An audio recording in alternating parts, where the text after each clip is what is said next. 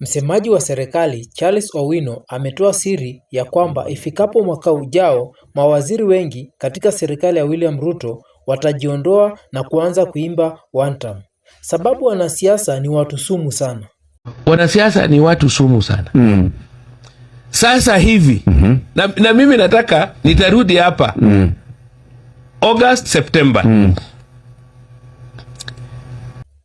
Viongozi wengi watasema hivyo sababu wanaweka tumbo zao mbele na sehemu wanakotoka watu wanasema one term.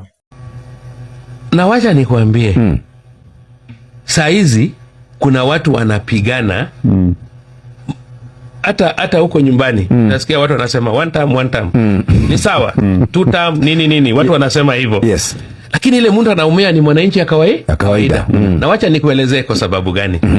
Ikifika September next year, umeona kwa hii nini crumbling, hii defections, ukiangalia hizi vichwa zote ni interests.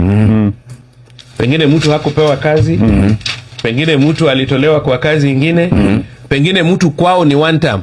Sasa hawezi sema two term. Lazima atoroke. Na waulize, kwa nini atoroka saa hii? Kwa nini hukutoroka last year? Yes. Sijui kama unanipata. Kuna watu wana time. Sasa hii kuna watu PSS ministers. Utasikia next year.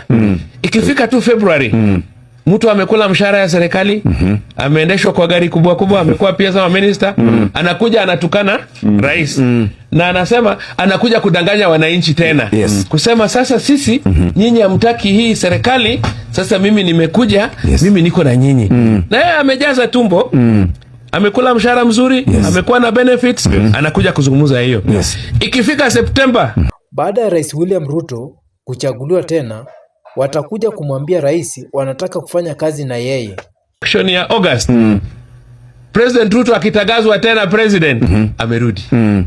Oh rais, unajua ilikuwa ni watu yetu walikuwa hawakutaki, na sasa ataenda hata kuchukua loan kujaribu kupeana watu wengine akubaliwe katika serikali.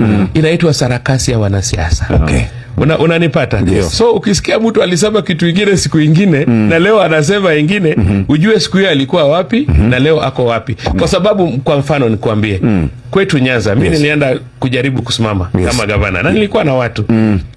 Lakini unaambiwa kama baba amekataa, wewe wachana naye tu. Hatuna shida na wewe. Are you getting me? So kingmakers. Na hao kingmakers, they do it for themselves. Unanipata? Mimi tulikuwa kule nyumbani, kaambia watu, I told people, within a very short time, mtaona mzee akirudi kwa sababu hakuna serikali hajafanya naye.